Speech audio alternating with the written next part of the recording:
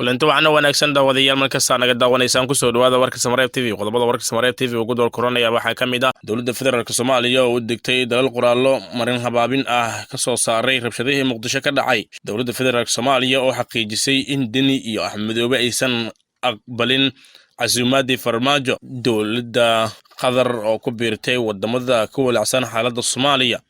kulan villa Soomaaliya ugu socda farmaajo qoorqoor iyo laftigaran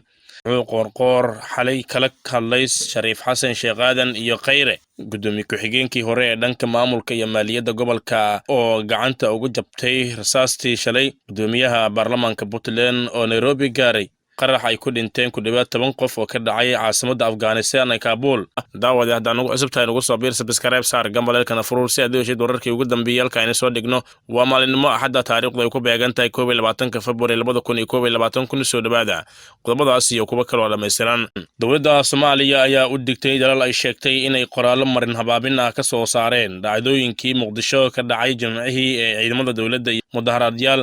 ay hormuud u ahaayeen qaar ka mid ah musharaxiinta mucaaradka qoraal ka soo baxay wasaaradda arrimaha dibadda ayaa lagu jiray dawladda federaalka waxay soo dhaweynaysaa walaaca ay muujiyeen dalalkan aan walaalahanahay iyo urur goboleedyada ay Soomaaliya xubinta ka tahay kuwaas oo soo saaray qoraallo la xiriira ismarnwaaga siyaasadeed ee ka taagan hirgelinta doorashooyinka qoraaladaas oo waafaqsan mowqifka dawladda federaalka qoraalka ayaa intaasi ku daraya in dawladda federaalka Soomaaliya ay garowsan tahay baahida loo qabo in doorasho lagu qabto dalka sidaas darteedna ay ka tanaasushay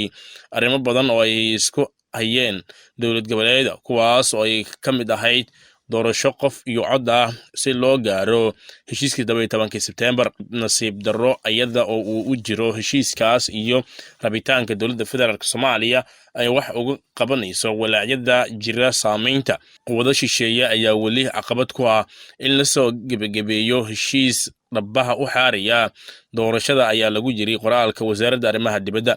wasaaradda ayaa sidoo kale sheegtay in ka hor shirka la qorsheeyay inuu Muqdisho ka dhaxmaro madaxda dawladda federaalka iyo madaxda dawlad goboleeda ay musharaxiinta madaxweyne doorteen ay carqaladeeyeen hanaanka si ay u raadsadaan waddo sharci darro ah iyo kacdoon hubeysan oo lagu qiranayo dibadbax nabadeed oo lagu damaanad qaaday dastuurka waxaa sidaas darteed cambaaraynayna oo aan ka digaynaa qoraalada marin habaabinta ah ee iska indhatiraya xaqiiqda mararka qaarna u muuqda inay taageerayaan kacdoonka rabshadaysan kuwaas oo ay ka imaanayaan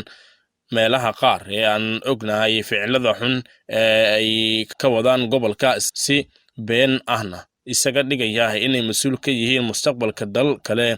si ka hor imaanaysa mabaadiida iyo xeerarka caalamiga ah ayaa lagu jiray qoraalka ka soo baxay dawladda federaalka ee Soomaaliya dawladda federaalka Soomaaliya ayaa shaacisay in madaxweynayaasha Puntland iyo Jubaland aysan wali aqbalin casuumaadii uu fidiyay madaxweyne Maxamed Cabdullaahi Farmaajo si ay Muqdisho uga qayb galaan wada hadallada ku saabsan doorashada qoraal ka soo baxay wasaaradda arrimaha dibadda Soomaaliya ayaa lagu jiray dhammaan madaxda maamul goboleedyada marka laga reebo labo waxay ka jawaabeen casuumaadii madaxweynaha waxayna diyaar u yihiin inay taageeraan heshiiskii guddiga farsamada ee Baydhabo warar aan helay ayaa sheegaya in labada madaxweyne ay yihiin Axmed Madoobe iyo Saciid Deni maadaama saddex madax goboleed ee kale ay soo gaareen magaalada Muqdisho mar kale dawladda federaalka Soomaaliya waxay ku boorinaysaa labada madaxweyne goboleed ee harsan inay ku soo biiraan saxiixayaasha kale ee heshiiskii siyaasadeed ee 17 September si taasi ay dhabaha uga xarto doorasho ay ku jirto danta nabadeed iyo barwaaqada ayaa lagu jiray qoraalka ma cadda sababta aysan Axmed Madoobe iyo Saciid Deni u aqbalin casuumaadda farmaajo hase yeeshee waxaa la rumaysan yahay in kadib rabshadihii ka dhacay magaalada Muqdisho u dhaxeeyay ciidamada dawladda iyo musharaxiinta mucaaradka dibadbaxayay ay dib ugu gurteen shirka Muqdisho Jubaland ayaa qoraal ay soo saartay weerarkaasi si weyn ugu celcelisay dawladda federaalka halka Puntland ay soo saartay qoraal u muuqday inay xaaladda dhexdhexaad ka tahay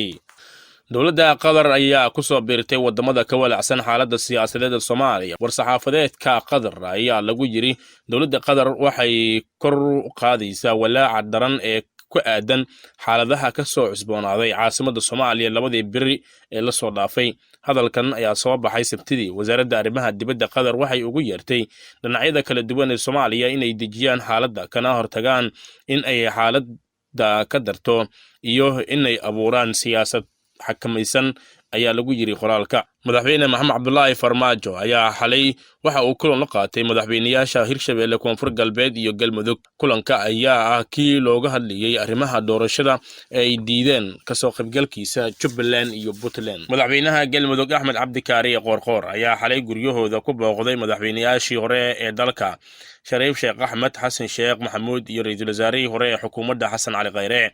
madaxweynaha Galmudug ayaa xalay ku soo booqday guryahooda madaxweyne Xasan Sheekh Maxamuud, madaxweyne Sheekh Shariif Sheekh Axmed iyo ra'iisul wasaare Xasan Cali Khayre ayaa lagu yiri qoraal ka soo baxay madaxtooyada Galmudug. Qoraalka waxaa lagu sheegay in kulamadaasi ay la xiriiraan kala warqaadasho ku aadan xaaladda siyaasadeed dalka iyo sidii looga gudbi lahaa marxaladda kala guurka ee xilligan uu dalku marayo.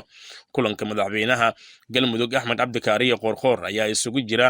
kala warqaadasho xaaladda siyaasadeed dalka iyo sidii loo maareyn lahaa marxaladda kala guurka ee xilligan dalku marayo ayaa lagu yiri wararka. madaxweyne Qoorqoor ayaa maqrabkii xalay gaaray magaalada Muqdisho si uu ugu qaybgalo shirka ay magaalada ku leeyihiin madaxda dowladda federaalka ee dowlad goboleedyada dalka. Qoorqoor ayaa u muuqda mid mar kale xal u raadinaya sidii loo isu keeni lahaa villa Soomaaliya iyo siyaasiyiinta mucaaradka. gudoomiye ku-xigeenkii hore ee dhanka maamulka iyo maaliyadda gobolka Banaadir Ibraahim Cumar Mahadalle Ibraahim Dheere oo ka mid ahaa dadkii ku dhaawacmay rabshadihii ka dhacay magaalada Muqdisho oo wax ka soo gaaray. Ibraahim Dheere ayaa sheegay inuu gacan ka jabay intii ay ka cararayeen rabshadihii ka dhacay isgoyska kilomitir 4 ee magaalada Muqdisho. dadkaas oo markii dambe kala cararay waxaa hor kacayay musharaxiinta kala Cabdiraxmaan Cabdishakuur, Xasan Cali Khayre, Cabdikariin Guuleed, Nabadoon Xaad, xildhibaano ay ka mid ahaayeen Mahad Salaad, Cabdiraxmaan Adowa iyo gudoomiye Ibraahim Dheere oo hadda dhaawaca. Ibraahim Dheere oo waraysi siiyey warbaahinta kulmiye ee magaalada Muqdisho waxa uu sheegay inuu gacan ka jabay intii ay xabadaha ka cararayeen islamarkaana la kabay oo hadda ay xaaladiisu wanaagsan tahay. madaxweyne Farmaajo oo bilo ka hor uu aad u taageeri jiray intii aan xilka laga qaadin ayuu ku tilmaamay dictatori aan doonayn in uu dalku doorasho geliyo. waa sida hadalku u dhigay. Cabdirashiid Yuusuf Jibriil, gudoomiyaha baarlamaanka Puntland, ayaa shalay si diiran loogu soo dhaweeyay magaalada Nairobi. xubno ka tirsan jaaliyadda ayaa gudoomiyaha uga hortagay garoonka diyaaradaha Jomo Kenyatta airport ee magaalada Nairobi. gudoomiyaha ayaa kulan la qaadan doona jaaliyadda uu ugu warbixin doono xaaladda siyaasadeed ee dalka iyo gaar ahaan maamulka Puntland.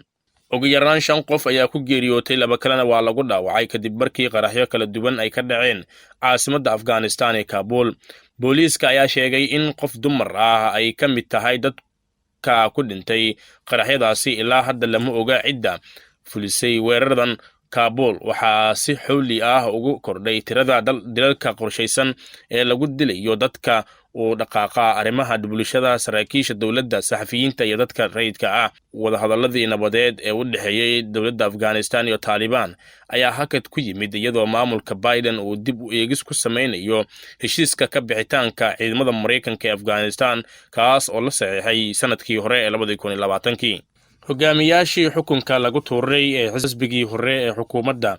xukumayay waqooyiga gobolka Tigray ee Itoobiya, kuwaas oo baxsad ku jiray in ka badan 3 bilood, ayaa soo saaray shuruudo ay ku xidheen wadahadalka nabadda. bayaanka ayaa waxaa baahiyay TMH oo ah xarun warbaahineed oo taabacsan xisbiga TPLF. colaadda ka jirta Tigray ayaa qaraxday horaantii bishii November ee sanadkii 2020 markii ay ciidamada federaalka bilaabeen guluf ay ku saareen kooxda TPLF kadib markii dagaalyahanadooda ay qabsadeen saldhigyo military. toddobaadkan horaantiisa mas'uuliyiinta cusub ee Tigrayga waxay dadka ugu digeen inay gabaad siiyaan cid kasta oo isku dayaysa inay xasilooni darro ka abuurto gobolka. dhowr hogaamiye oo TPLF ah oo howlgab ah ayaa la dilay ama la qabtay, laakiin hogaamiyaasha firfircoon ee xisbiga iyo hogaamiyaasha militariga ayaa weli dagaalamay. arrintan ayaa jirta inkasta oo dowladdu ay sheegtay in khilaafka dhamaaday kadib markii la qabtay caasimadda gobolka Maqale dhamaadkii bishii November ee sanadkii tagay. shuruudaha ay ku xirtay TPLF dowladda Ethiopia ayaa ka mid ah kow in ciidamada Eritrea lagala baxo Tigreega. labada dal ee Ethiopia iyo Eritrea ayaa beeniyay ku lug lahaanshiyaha Eritrea ee colaadda Tigray. laba ka bixitaanka xoogagii kale ee soo duulay ciidamada Amxaarada ayaa sidoo kale ku dagaalamay Tigray, waxayna gacanta ku hayaan meelaha qaar. 3 baaritaan madax bannaan oo ku saabsan isir sifaynta qoomiyadaha iyo burburka uu sababay isku dhaca. 4 helitaanka gobolka ee gargaarka bini'aadanimada si loo gaaro 4.5 milyan oo qof oo si degdeg ah ugu baahan gargaar. 5 sii deynta shuruud la'aan maxaabiista siyaasadeed. 6 iyo kala diristii maamulkii kumeelgaarka ahaa ee Tigray oo la dhisay kadib khilaafkii. 7 wadahadallo kasta oo nabadeed waa in ay hogaamiyaan hay'ad madax bannaan oo caalami ah ayay raaciyeen. Allah u naxariistay qoyskii uu ka baxay senatarkii Gaarisa Maxamed Yuusuf Xaaji ayaa sheegay in 6 bilood ee u dambeysay mushaarkiisii ay ugu deeqi doonaan carruurta danta yar ee ku nool magaalada Gaarisa. go'aanka ayay qoyskiisa ku sheegeen dardaarankii aabahood ay u fulinayaan. labada wiil ee u dhalay senatarka Nuurdiin Xaaji iyo Cabdullaahi Xaaji ayaa sidaasi ku sheegay xaflad aabahood loogu duceynayay. carruurtu waxay yiraahdeen intii uu xanuunsanayay aad buu ugu xumaan jiray in uu qaato mushaar aan u shaqo tegin. wuxuu rabay inaan la hadalno afayeenka sanadka oo aan u sheegno in isu casilayo, maxaa yeelay wuxuu oran jiray waa xaaraan in mushaar aan qaato aniga oo u shaqaynin dadka Gaarisa. waxaa sidaasi sheegay wiilkiisa Cabdullaahi Maxamed Yuusuf Xaaji. daawadiyaal intaas ayaan ku sameeyay warkii aad kala socoteen Samareeb TV. intaan warkan warna dan kulma doon waxaan idinkaga tagnaa sida iyo amaanada.